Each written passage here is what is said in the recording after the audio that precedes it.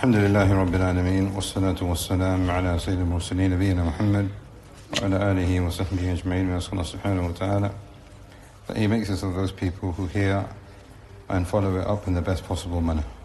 Bab Birrul Walidain wa Silatul Arham, the chapter of being dutiful to your parents and keeping the ties of kinship, from Riyadh as-Saaleheen of Imam al-Nawawi rahimahullah, with the explanation of our Shaykh Muhammad rahimahullah. Now, the habit of the author is to begin each chapter with ayat. So the first two ayat, inshallah, we'll look at today are from Surah An-Nisa.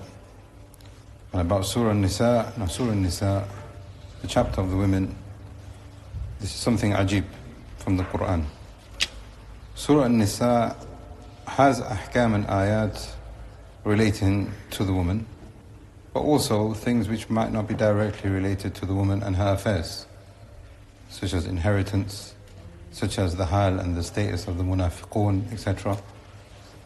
Now what this teaches us is that the position of the woman and the Muslimah is absolutely crucial for the stability of everything.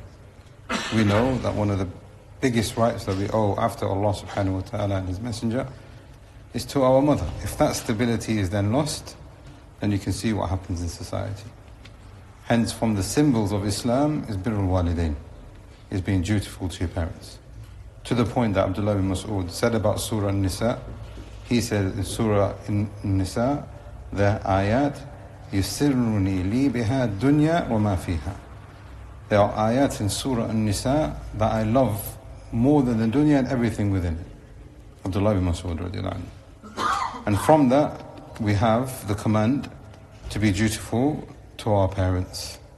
Now this is from the chapters that we've been looking at, which are pertaining to the Muslim but also the children. And we feel that this needs to be addressed now because of the fact that children are spending more time at home because of the holidays, etc. Inshallah, in this there will be a reminder for us all. Allah subhanahu wa ta'ala says in Surah An-Nisa, chapter number 4, ayah number 36. We've looked at this ayah before, so we don't need to go into the tafsir in too much detail. Allah subhanahu wa ta'ala says, وَاعْبُدُوا اللَّهَ وَلَا تُشْرِكُوا بِهِ شَيْئًا. Worship Allah subhanahu wa ta'ala and do not perform shirk with Him in the slightest. وَبِالْوَالِدَيْنِ إِحْسَانًا, and be dutiful to your parents. And then the ayah goes on until the end. But the very first ayah in Surah An-Nisa, Allah subhanahu wa ta'ala says, وَاتَّقُوا اللَّهَ الَّذِي تَسَاءَلُونَ بِهِ وَالْأَرْحَامِ.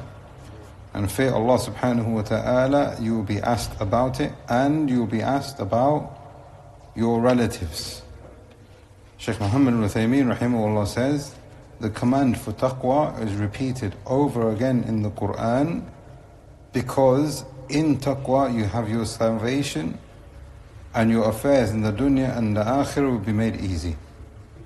Hence you will find Allah subhanahu wa ta'ala telling the reader of the Quran, have taqwa, have taqwa, have taqwa. But here Allah subhanahu wa ta'ala says, وَاتَّقُوا اللَّهَ الَّذِي تَسَاءَلُونَ بِهِ. Now this ayah can be recited, or this word can be recited in two ways. تَسَاءَلُون or تَسَاءَلُون with the tashdid.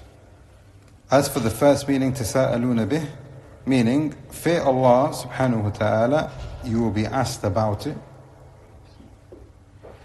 And the second meaning, تَسَاءَلُون, there is an emphasis now, because the shadda adds that emphasis. But not only is there emphasis on the taqwa of Allah subhanahu wa ta'ala, but also emphasis that you will be asked yourself and you will be asked about one another. تَسَاءَلُونَ بِهِ وَالْأَرْحَامَ, and it can also be recited وَالْأَرْحَامِ. وَالْأَرْحَامَ, this is where you find most of the Qurra reciting it, and this basically means fear Allah, and Allah subhanahu wa ta'ala will ask you about His fear of Him to you, and He will ask you about your ties of kinship and your dutifulness to your parents. But if you recite it with wal arhami, this now becomes connected to the command of taqwa of Allah subhanahu wa ta'ala. So Shaykh Muhammad is saying here, in the second way that you can recite this ayah, it is showing us the importance of being dutiful to your parents and having a connection with your family members, to the level where Allah subhanahu wa ta'ala is saying here, Have taqwa of him, and he will ask you about your affairs as to what he has told you to do and told you to stay away from. And at the same time, he will ask you about your ties of kinship. And this now shows you the elevation that this chapter has and this topic has with Allah subhanahu wa ta'ala.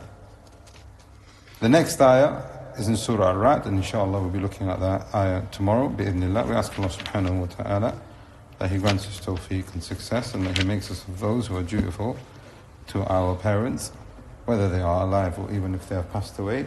And Allah subhanahu wa ta'ala makes us of those who fulfill the ties of kinship with our family members. هذا والله أعلم وصلى الله على نبينا محمد وعلى آله وصحبه أجمعين.